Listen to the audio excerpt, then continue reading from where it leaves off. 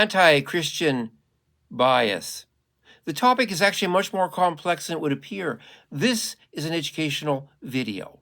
President Trump gave an executive order asking for an investigation to help eradicate anti-Christian bias.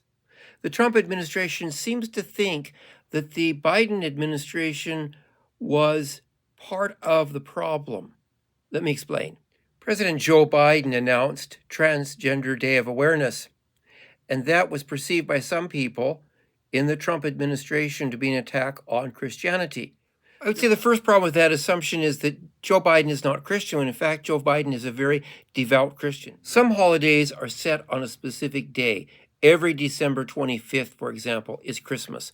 Other holidays float some, so you can have the holiday move from one day to another depending on the year. The Jerusalem Post has an interesting article about the timing of Hanukkah.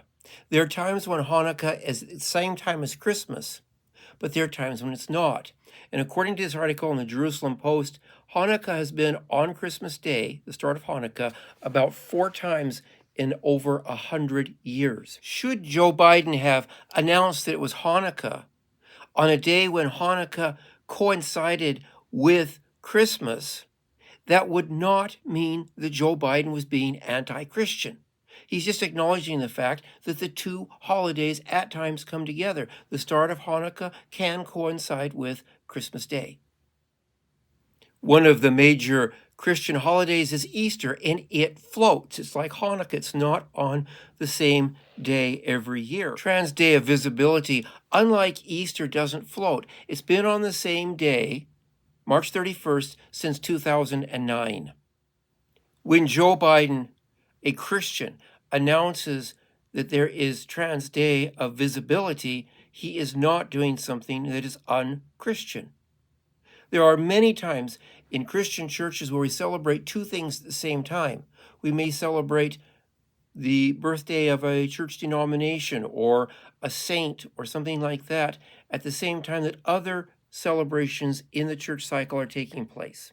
And there's another reality we need to be kind of aware of. There are many church denominations that have no problem with people being transgender. In fact, they welcome transgender people into full membership in the church denomination and may even allow them to serve as clergy.